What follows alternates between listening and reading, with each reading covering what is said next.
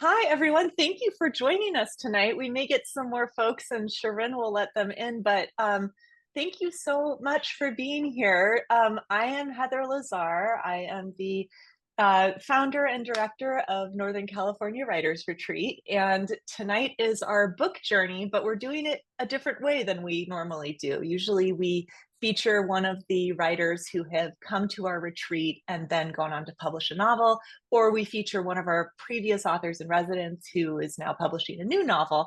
But tonight we wanted to talk about writers' retreats because I am fresh back from several things. First of all, hosting two writers' retreats in April, and then being with my dear friend Shirin Leos, who is here as well, and she has a bunch of her friends and followers who are here, and we'll have her kind of introduce herself in just a minute. But Shirin and I were just in Greece together, so we want to talk about the kind of retreats that she does, the retreats that I do, and kind of answer any questions you all might have about what it is that we do. And I just, especially anyone who is familiar with the NorCal community, I wanted you to get to meet Shirin because she runs some fantastic retreats and just really super special and creates an amazing community in a different yet complementary way to what I do.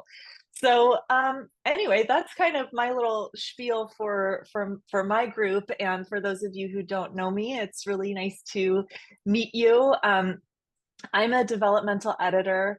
I came into this job by way of corporate publishing. So I started actually at the Sandra Dykstra Literary Agency was my first publishing job, and then I went on to work for Random House and Simon and Schuster. So I was a senior editor at SNS before I left in 2013 to move to Pacific Grove and raise my family. So I have two children. I live here in PG, and I work directly with writers, sort of helping them improve their manuscript, get it ready for perhaps publication, for perhaps submittal to an agent. And then I work with agencies and publishing houses as well. So if they need an extra set of eyes on something, I will do developmental editing for them as well. So that's me. I do my developmental editing most of the year, and then I run NorCal Writers Retreat in the spring, and I'm gonna after offering a digital course in the fall, so there'll be more about that soon. But that's me. So for those of you who don't know me, that's me.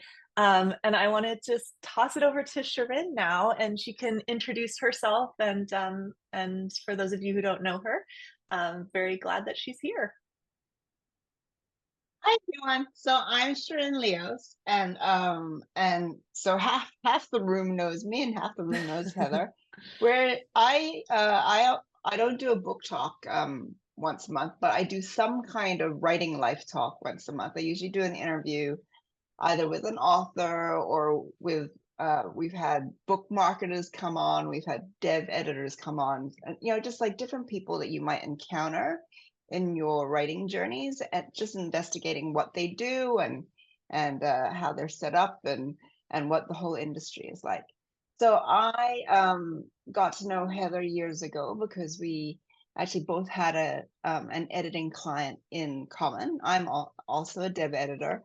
I came up from the other side of things. I'm an author of 21 children's books. And then I actually set up my own publishing company for a while. I ran Goose Bottom Books, and for 4 or 5 years before I sold it.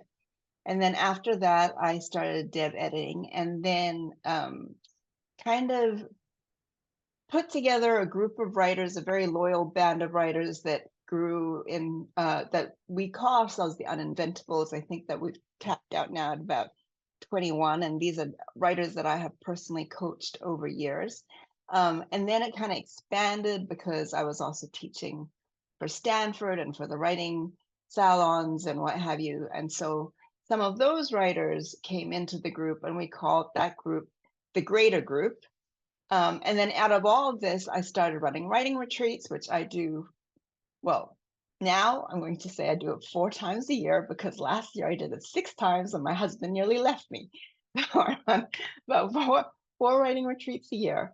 Um, and so, Heather and I have had very parallel lives in many ways because it's unusual enough to find someone who's also a dev editor, but also a dev editor who also runs writing retreats, who also have, there were just like so many things in common. And so we started overlapping our worlds a little bit. I've been to Heather's writing retreat. She's been to now two of mine. And this last writing retreat we did in Greece. We did on the island of Kefalonia. That was absolutely fabulous. And Heather came up with this idea that maybe we should do a broadcast from Kefalonia, which uh, luckily I think we stepped back from. I think that would have been just enough to tip us, but we decided to do it as soon as we came home. So that's why we're here now. We're kind of not doing exactly what we usually do. We're doing an experiment and merging our two groups for this one evening. So welcome to everyone. If I know you, nice to see you again. If I don't know you, very nice to meet you.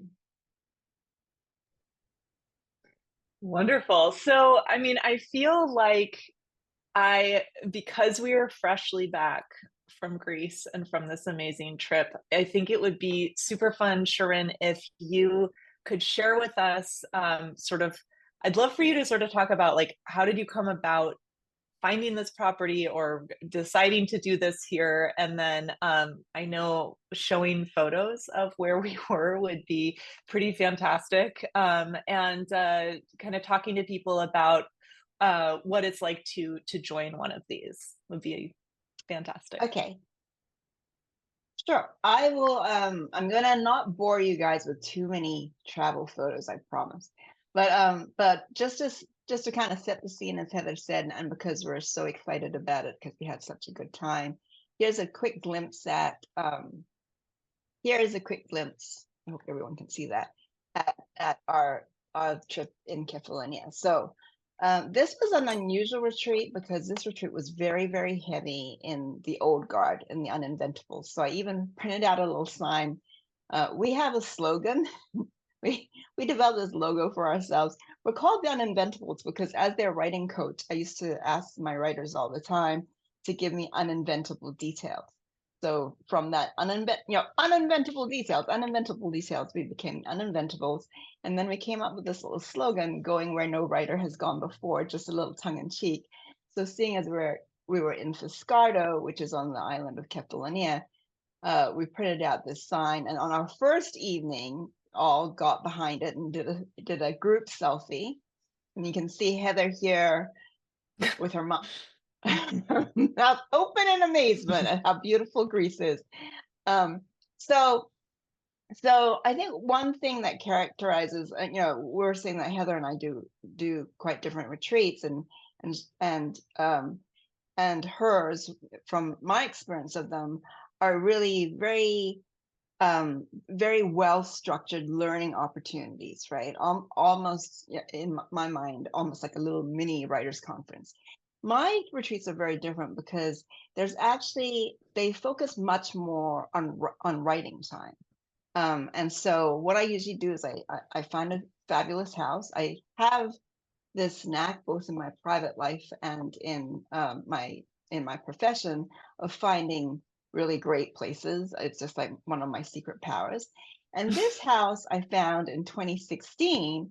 I was walking and I looked at it across the water, and I saw that patio that has a ladder, as you can see, that goes straight into the water off the patio. And I thought, that's it. I want to come back to this place one day.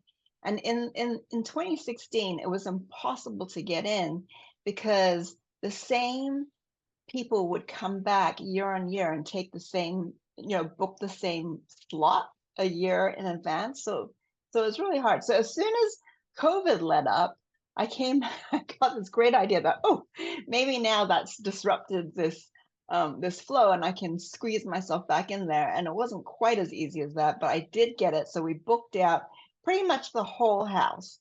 There was one room that had already gone before. So typical in my typical in my retreats, we take the whole house so that we're just there as like one big family. We eat our meals together, especially dinners after we've been workshopping, because we usually write during the day, kind of have very casual conversations through the day, but then get together more formally in the evenings to do moderated workshopping. We work in a group. There, drinks and nibbles, so it's a very lovely kind of festive time, but it is a serious time. And then after that, we all have dinner together around one table, and that kind of like hinges our retreat. And they've been going now since 20, I think 2013 was the first one, 2014 maybe, so 10 or 11 years. So it's been very, very regular, and I have a center of like repeat retreaters, and they kind of mix up and get back together again in different configurations, and we add new people in. And every retreat, there's at least one or two newbies. But because the preponderance of people are regulars, you immediately like feel like you're sucked up and part of the family almost immediately, as I think that Heather can vouch for. Yeah, So I in was a gonna say, just to like jump in really quick, I was here with 14 people and I only knew three of them beforehand, and one of them I'd only met virtually. And so, and it's the same with my retreat. Like, you very rarely know anyone else who's there, but it was like immediately at dinner, you just connect with people in that one, like that first night, I was like, oh, I like everybody. This is great. And so it feels like you have you have this immediate connection because you're all there to do something very similar. Right. And what we're all there to do is this. This is what writing on retreat can look like. Um, this is Dana. Everybody found their own little corners. Everyone had their own room. Most people had desks in their room. I think on this retreat, everyone had a desk or a table in their room. But there were also lots of different public spaces. That there were lots of nooks and tables on different levels of the patio. So it's kind of like, it's the idea that you can have as much solitude as you want, because you can stay in your room and write. You can come and write in community. We always tell everyone that you can actually have an in-between state where you're writing in community, but you have your headphones in. And the rule on retreat is that if you see someone with their headphones, you don't disturb them, so that you can be around other people writing, and also kind of have the peace of mind to kind of get on with your work. And the great thing about writing in community, if you guys, haven't done it, is that it really keeps your butt in the chair. So I had so many people on this retreat. You would think that this would be so distracting because it's so beautiful, but I had so many people coming down going, I'm being so productive, because you can feel it. The whole house is focused on writing through that morning on a completely voluntary basis. And then after lunch, we would start to scatter and move around. And I was very impressed that there were a lot of people who were dedicated enough to their craft that they actually didn't go on all the afternoon excursions and stayed in and wrote in the afternoons as well. And I think that this house, and the fact that you can literally step into the sea, really helped that, because you can still feel like you're getting the most out of Greece without really having to go on any excursions at all. And then the social aspect is also really fun, right? Because networking is so important to the writer. We're a very solitary crowd most of the time. So it's just really nice to be with 14 other writers. Everyone takes your work seriously, so you can take it seriously.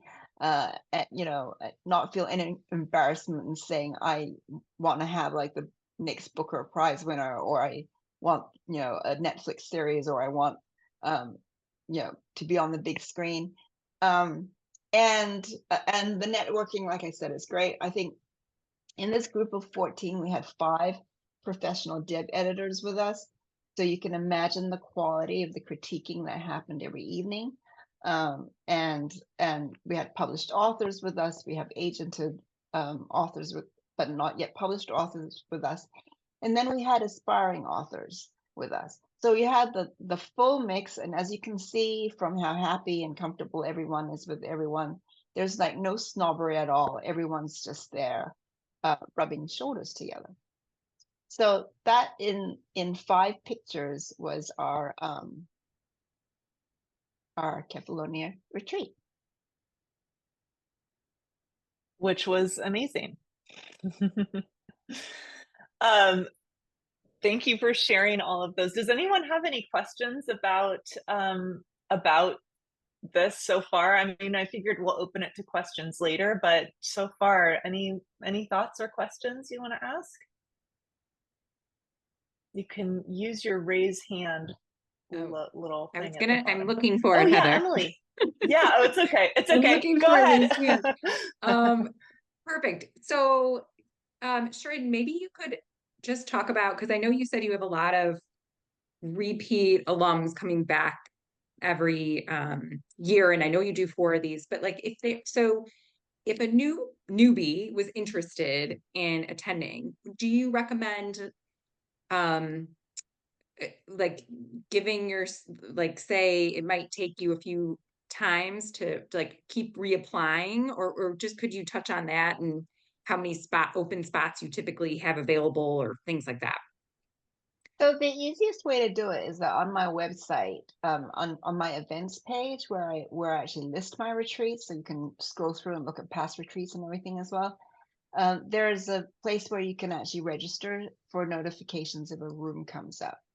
So because I do have regulars, and because regulars are usually given some kind of like preferential treatment, I do hold slots aside for new people because I want new blood coming in all the time. But the majority of the slots do go back to regulars. So it's not a lot of slots that open up in any year. But if you register for that, as soon as I have an open slot, I send out an email to everyone on that list. So you don't have to re-register for each retreat. It's just whenever I have an open, I have an open slot, I send it out to that list, and then it's first come, first serve. And the only thing that I would say is my retreats sell out in 3 days. So when I say first come, first serve, like be quick. Because I've had a lot of people go, "What do you mean? I responded the next day." And I'm sorry, the next day's too late. Anyway, but yeah, thanks for asking. Dorothy, you have a That's a raised great, hand as well. yeah. I do. At what point do you think a writer is going to find this most beneficial? Is it better to come with a fresh idea and you're just starting out, or you've done your dirty first draft and you're looking to clean and develop it? Where you get the most value from, from your starting point? So at my retreats, we usually workshop three nights out of a either a 4-night or a 7-night retreat, and each person gets slated to be read twice. Okay, and they usually read between 1,500. I'd say 1,000 to 2,000 words. Around 1,500 seems to be a sweet mark. So I've had writers come and they're really they're quick drafters, and they want this time to to allow themselves to get some work done and get out of the starting blocks. So they will come with nothing, and then they will draft, and then they will read that first draft.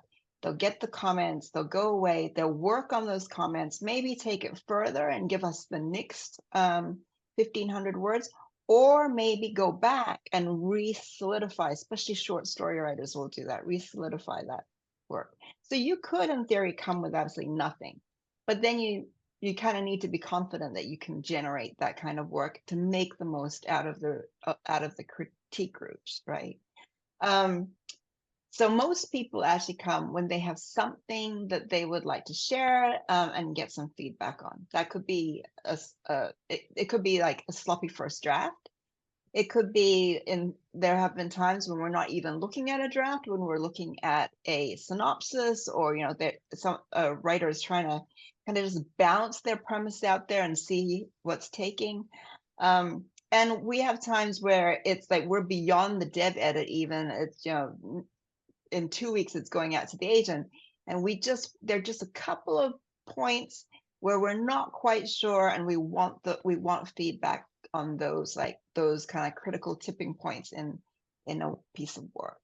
So in other words, it can be a gamut of things. It depends on what you want out of it. I think that the benefit, the easy way of thinking about it is that what I keep getting told is, well, I'll tell you, get told three things that people come to my retreats because I feed them really well.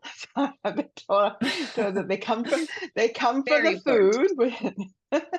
was not my initial intention when I started these, but I'm very flattered that that's the case.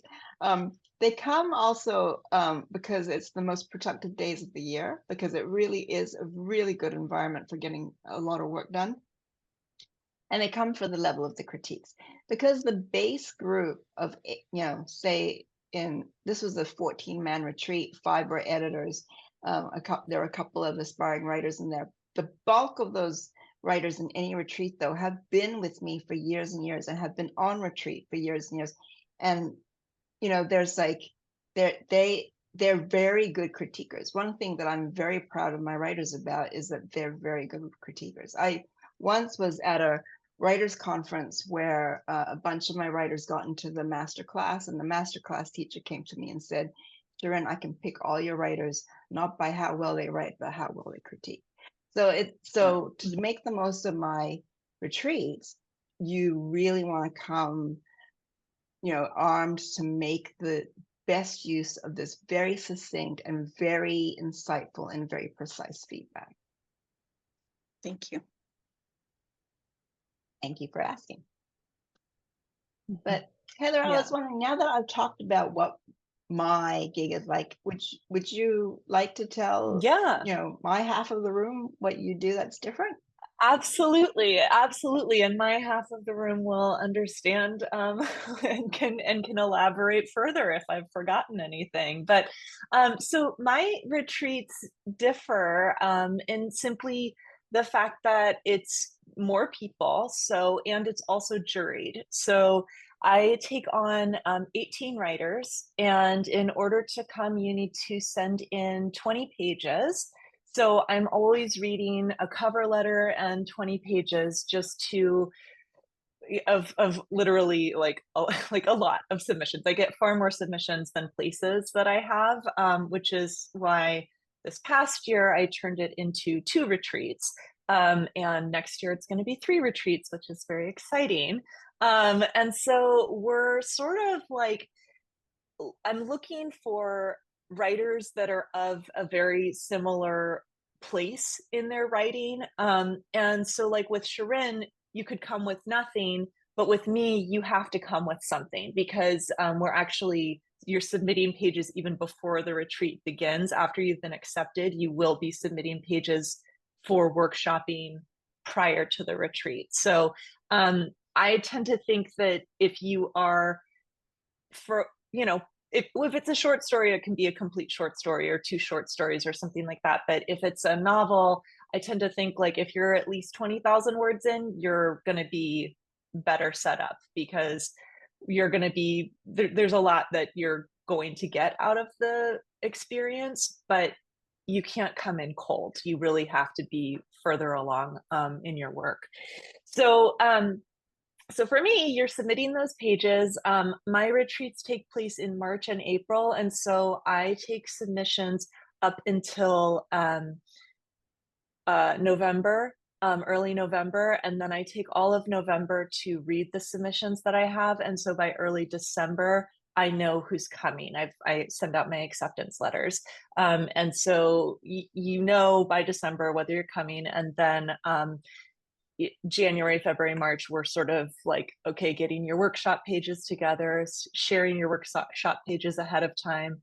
And the other thing about mine, which I will get into, and I have some photos too I'll show, but so 18 writers, and then we have 2 guest literary agents, and those 2 people will run workshops along with me. So you'll be assigned to one of those people or me. And then we also always have an author in residence as well. So the author in residence is someone who has published a novel. We are also an entirely fiction retreat. I feel like I'm telling things backwards. So anyway, you're learning. You've been listening the whole time, so you're learning. But we're a fiction retreat, and so we have a fiction writer sort of at the helm as author in residence, and they're there because they're working on something, but they're also there to be sort of a mentor to you and to talk about their publishing journey. So I do these book journeys every month where I invite our writers to come in and talk about what it was like.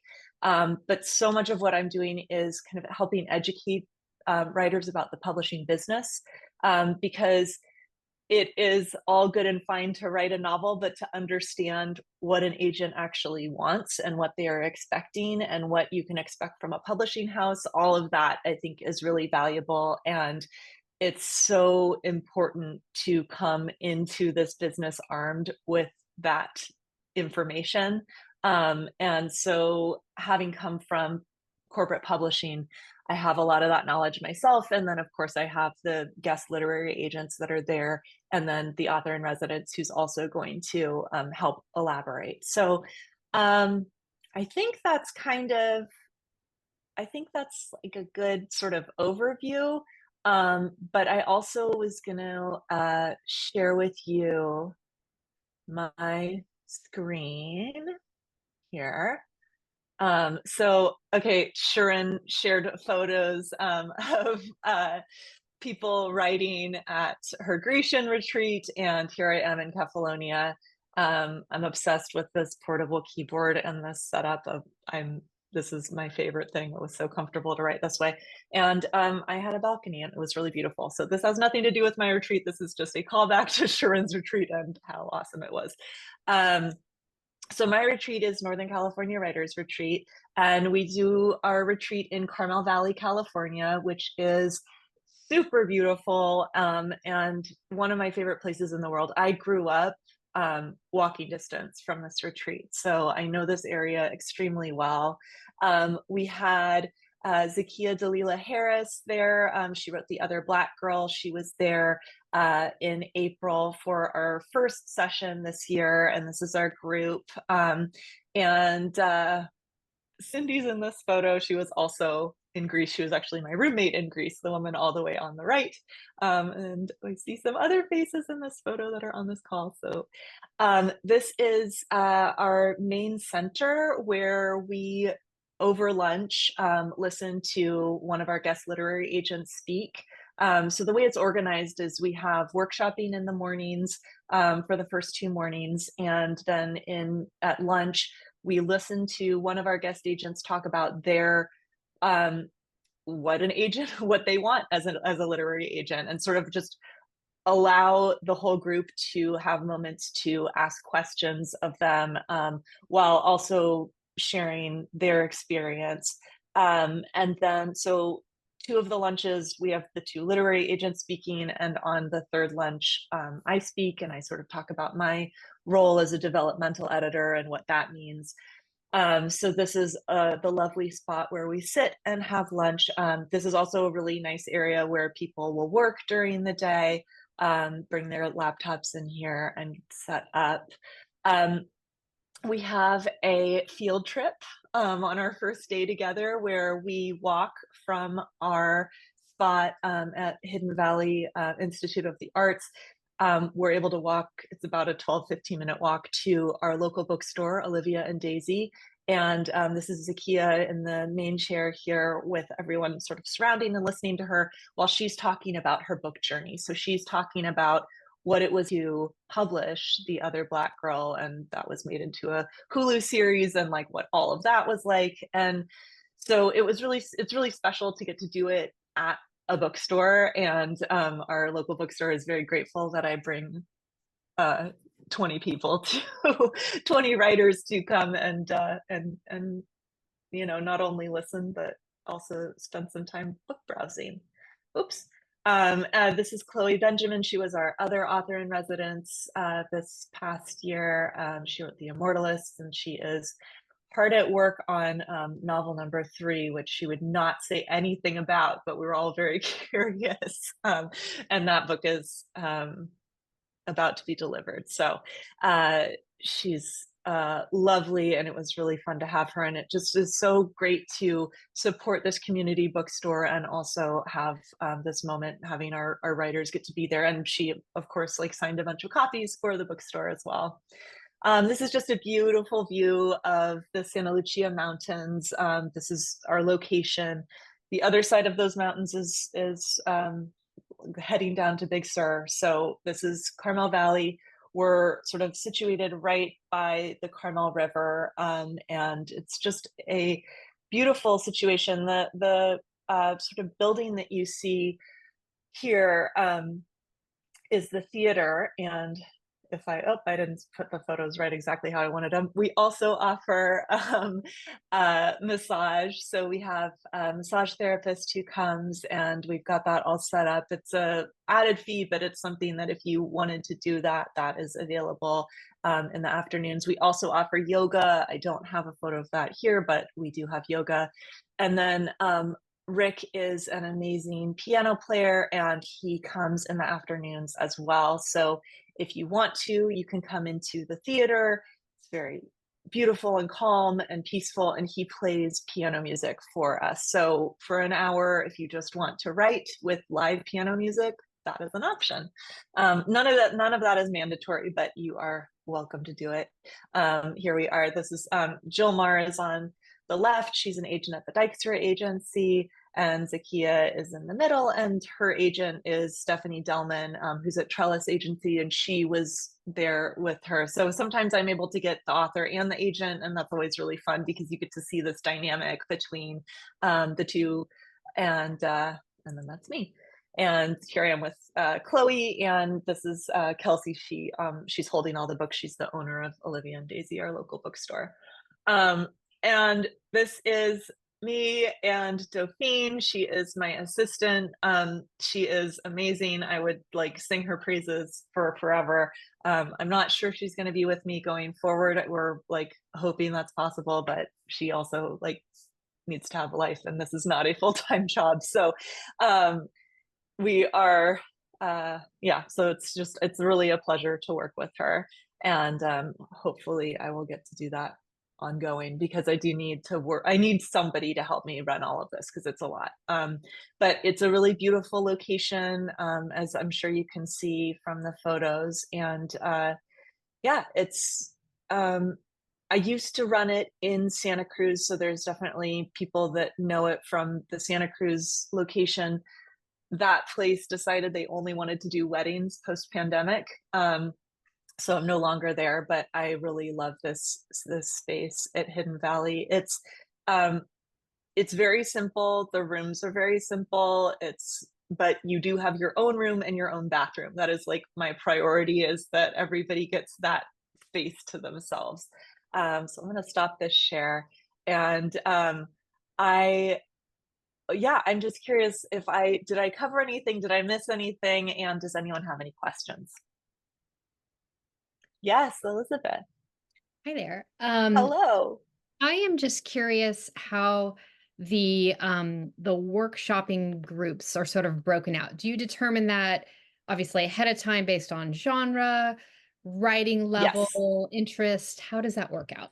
Yeah, so I determine it ahead of time, and I usually base it on genre. So I try to get people that like, okay, if you're writing romance, I'm going to try and put you with a couple of other romance people. And then I'm also going to say, oh, okay, this literary agent tends to represent this kind of thing. So I try to put you with people that likely would be interested in what you're writing, and then also with an agent that I would love to match make. It's definitely happened, which is pretty cool. And then usually if you already have an agent, you're probably going to be with me because you don't need an agent. So, and then if you've already published something, you may be with me also. So it really is, it doesn't, I mean, I would take everybody if I could, because I've chosen you. So it's really more about like, who do I think is gonna, just honestly, all I know at that point is your cover letter and what you've written. So I just think like who's going to be most simpatico together just based on what I've seen on the page. Okay, great. Thank you. That helps. Yeah. Does the space for genre change from year to year? And do you allow people that are not from Northern California to come? Oh gosh, yes. Oh my gosh, I have people from all over. Like we have someone from Kansas, Florida, DC, New York, Chicago. I'm like literally all over Canada. So we're not. I mean, it's really like, can you get to Northern California? I think we end up with a lot of people from California simply because proximity, and then just it really is whether you found me one way or the other, right? Okay. Absolutely. And genre, I love I love lots of different genres, so I'm really open to lots of different things. We I don't think it really matters year to year. For me, it really like, is the work really solid? Is it really polished? And does this person seem really serious about what they're doing? Because my dream is that the people I bring on will eventually go on to publish. And so many people that have come to the retreat have published, which is really incredible. So I I don't it's more that I'm more interested in people that are really serious about this, not people that are just dabbling and trying it out. I want people who have a passion and want to see their work out in the world. Yeah, Emily? Emily. Sorry, real quick. And I attended the Northern California Writers Retreat this year, and it was fabulous. And I will say, Shirin, your name came up several times at the retreat from other people who were attending with me, who were raving about a previous class they had taken with you. I think maybe through Stanford Continuing Ed, maybe it was like a scene class, I forget. So my question was just, are you teaching, or either of you teaching, any upcoming coursework other than the retreats? Sorry to pull it away from the retreats for a second, but just real No, quick. that's a great question. And I am taking a pause on Stanford for the fall, but I'm probably going to teach in the spring or summer. But I usually teach a fall class, and I'm just not going to do it. I'm actually going to teach via NorCal Writers Retreat. So you will see a class coming that way. But Shirin, you're teaching in the fall, right? Yeah, I'm teaching for Stanford in the fall. It's a 6-week course called The Author's Guide to Publishing. And it's, like I said, Heather and I have parallel lives, so we cover the same kind of material. What is the author's journey? How do you make decisions about which way to go forward? Anyway, there's a description on my website, and you can sign up to be notified as soon as registration opens. And then in January, and I co-teach that with Lisa Manterfield, not Elisa, that was my I co-teach that with Lisa Manterfield, who is a book coach and a dev editor, and who has a lot more experience also on both publishing for herself and also coaching self-publishers. So between the two of us, with my kind of like traditional background and with her self-publishing background, we kind of managed to talk about the entire breadth of it. And also because I ran my own press, my own small press, that felt perilously like self-publishing at times. So I think that you get a really good overview. So we're doing that for Stanford in 6 sessions. And 6 sessions, I think we start in October. Can't remember the date, but it's on my website. And then early next year in January, Lisa and I also do something that we call the Publishing Intensive. And that's a 10-week course, and it's a lot. So for Stanford, it's a huge class size, and so it's a series of 6 lectures. There's some exercises, there are opportunities to interact with other members. You don't get a lot of feedback from us.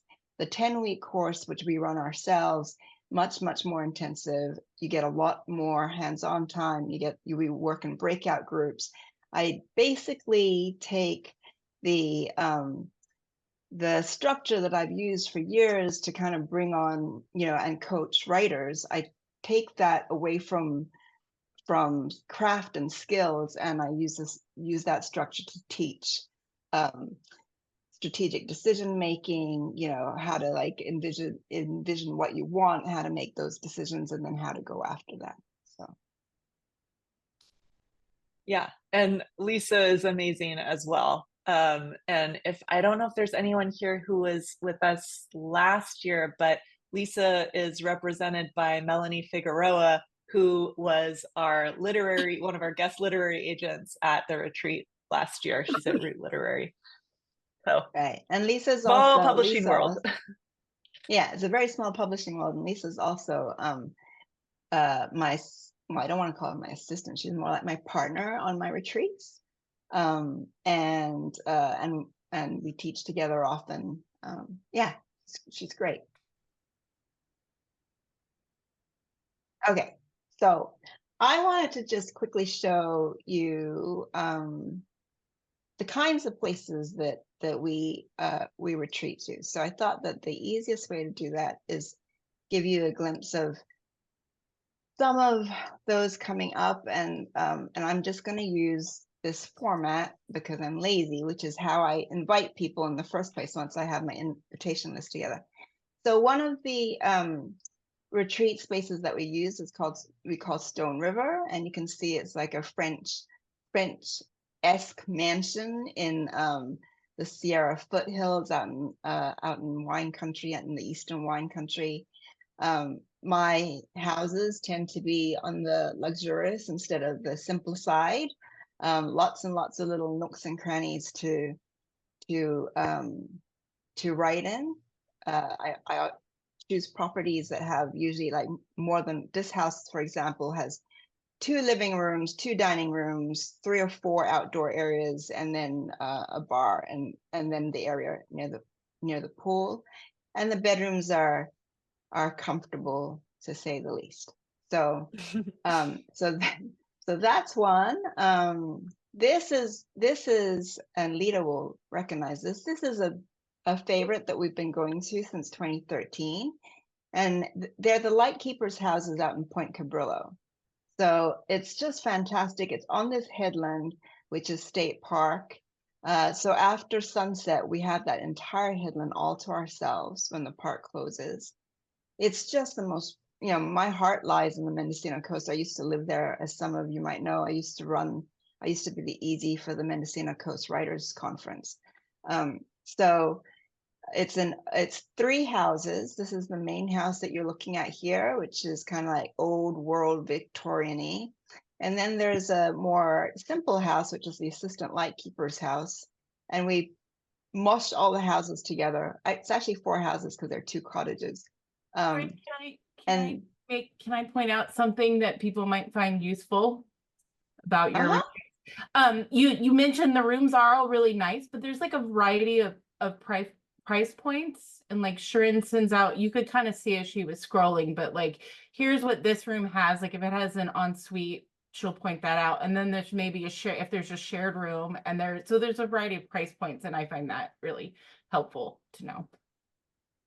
Thank you, Lita. Yeah, we try and make it so that a lot of people can come with us. And in fact, on this last trip to Kefalonia, I had too many people telling me, "Thank you so much for keeping this so affordable." I was like, maybe I went overboard. But and then this is our other regular place. There's a hacienda in the vineyards in Lodi, and it also again has like 2 living rooms, 2 dining rooms, and 2 fireplaces, which we love. This is our favorite workshopping nook because it's actually a little bit more intimate than the big, huge fireplace in the living room. This is where breakfast is served. This is where we have our family dinners.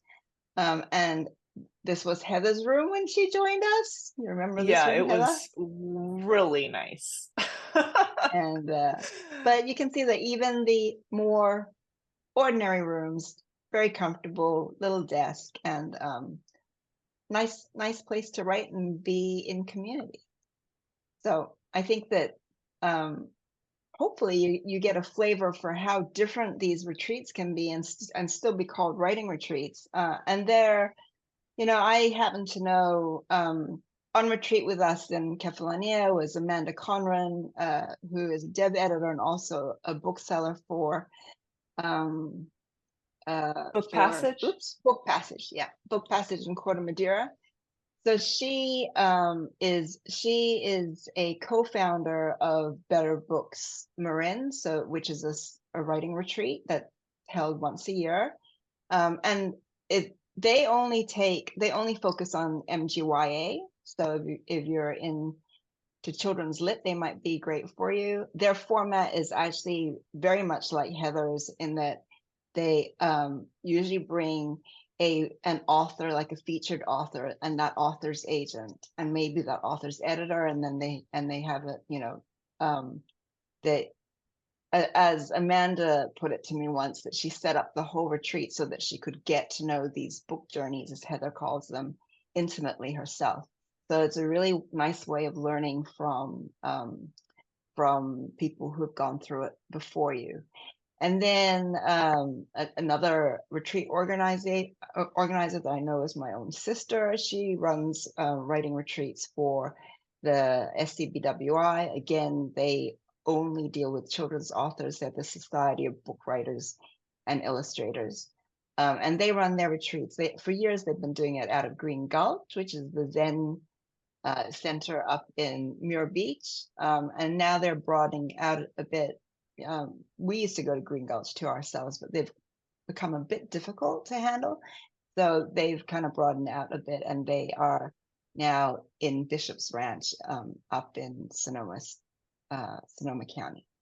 So just off the top of my head, there are all these different retreats out there and different retreating formats. And I think the important thing for you guys is to think, at what stage are you? What would help you most at this time? And then to kind of pick your retreats from there. Any questions? Absolutely. I was gonna just add, Shirin, that like what I didn't say was that I was in Greece with Shirin, and let me just be very clear. I have never left my family for this long before, but I was away for almost 3 weeks because before I was with Shirin, I was in Ireland with 4 other writers who had come to my retreat the year previously, and during that retreat, they had said, "Oh, we should go to Ireland. Wouldn't that be fun?" And I was like, "Yeah, that would be fun."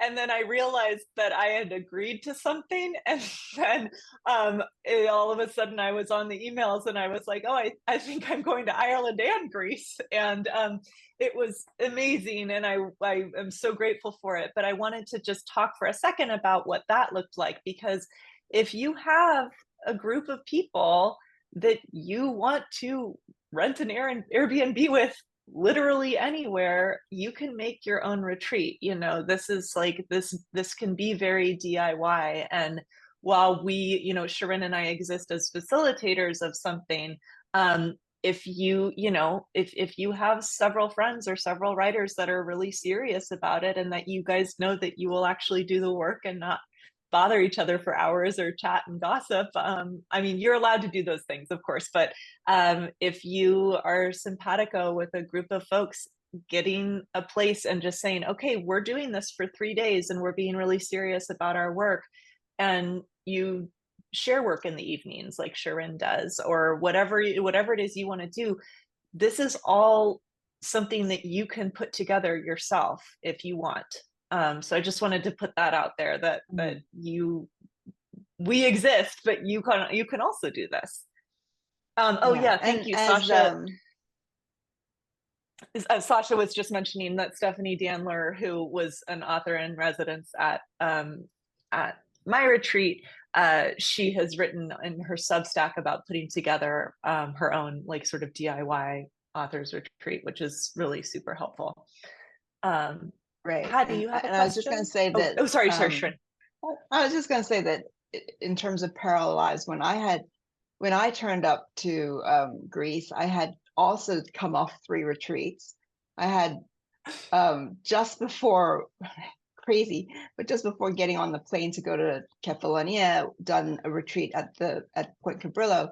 But then the retreat before that, running into that retreat, was in Emmendale, and that was a DIY retreat put together by an author friend of mine who always brings her same group of, best author girlfriends. Once a year, we go and we write together.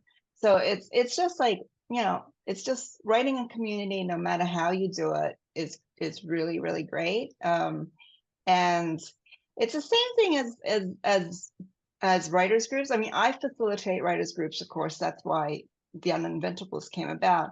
The advantage is that if you have a facilitator, I think both in writers groups and in retreats, you kind of get a lot more done because not only do you get all the logistics taken care of, but you get the actual expertise of someone who knows how to moderate critiques and how to teach you how to critique.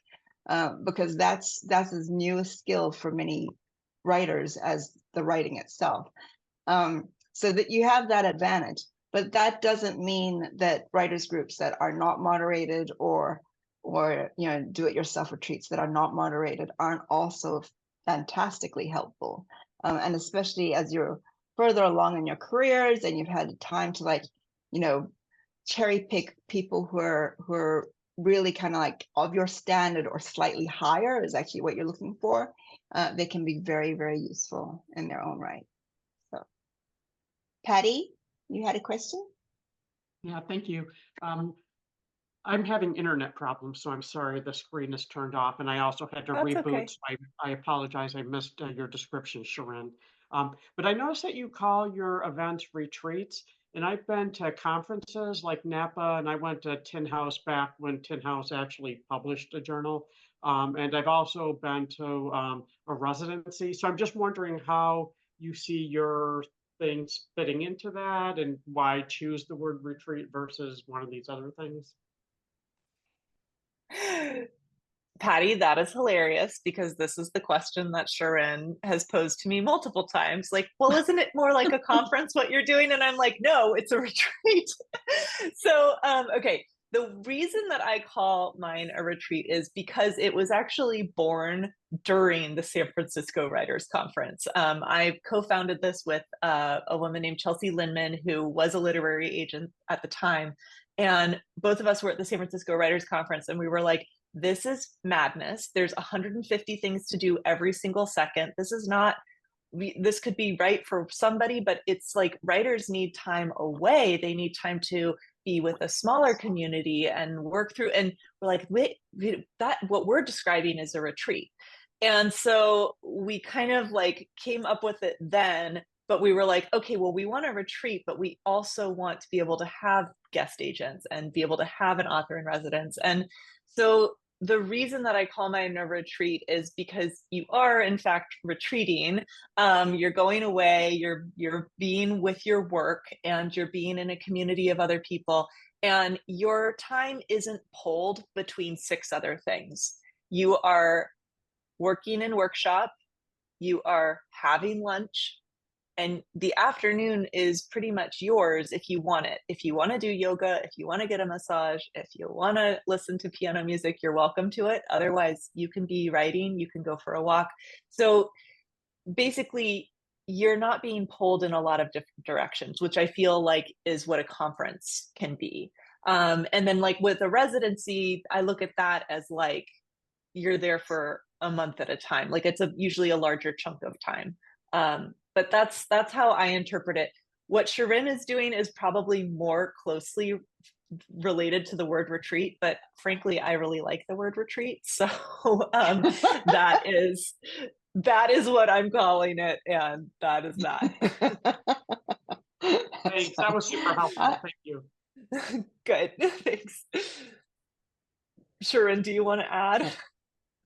Oh, just that, yeah, it's like, I don't know, we're all writers. We know that Shakespeare can take a word and use it for something else, or coin a word, and so they're just symbols.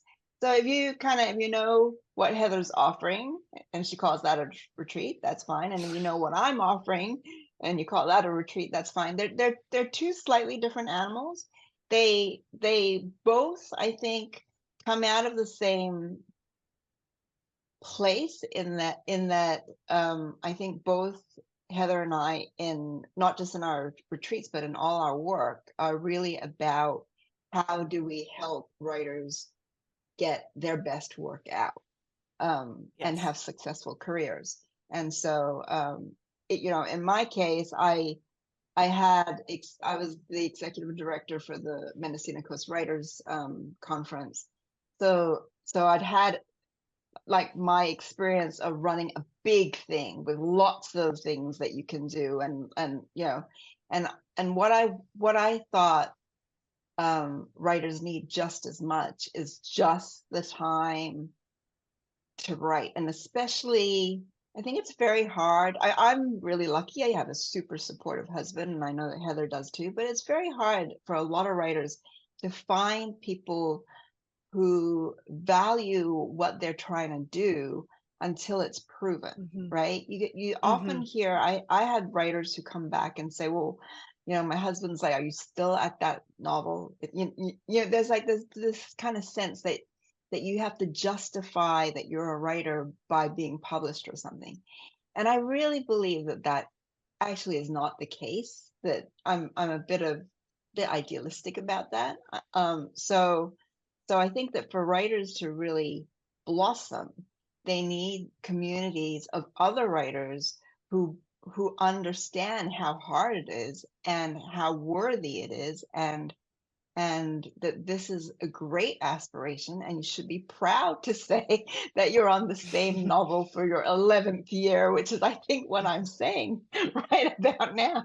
But so I think so that's where my small groups came from. And I think that one thing that I like so much about my retreats is that people come in. I very, very rarely have people who join who then never retreat again.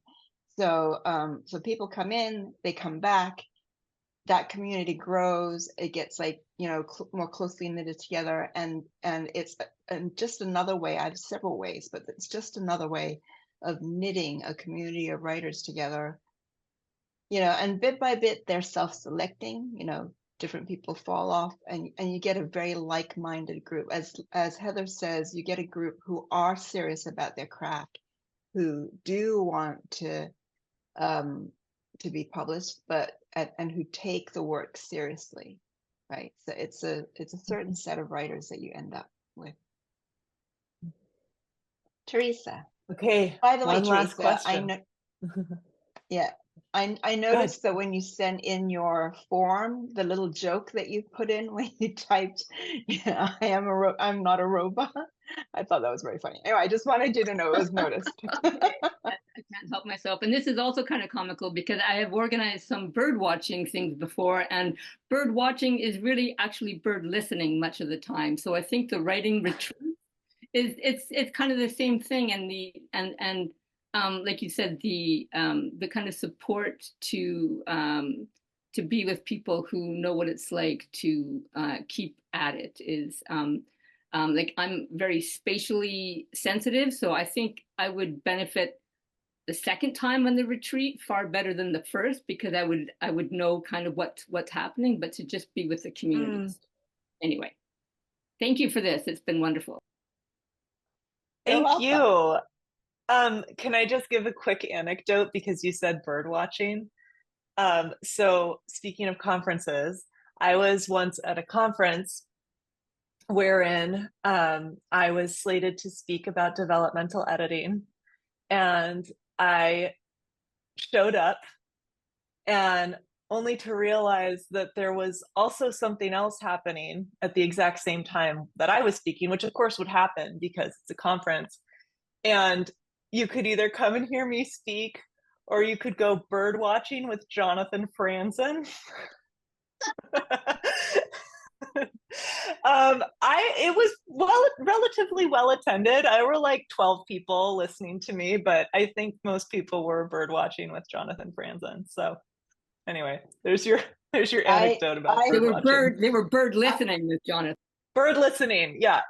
I have an anecdote that relates to Heather's but doesn't relate to birds, which was that I once was so excited that I had made the big time when I was head goose of Goose Bottom Books. I got an interview on Here and Now with, gosh, I'm so bad with names, with Robin, can't remember her last name. But anyway, so here I am, nationwide NPR, and just as I'm being interviewed live, President Obama decided to announce that he was bringing the troops home.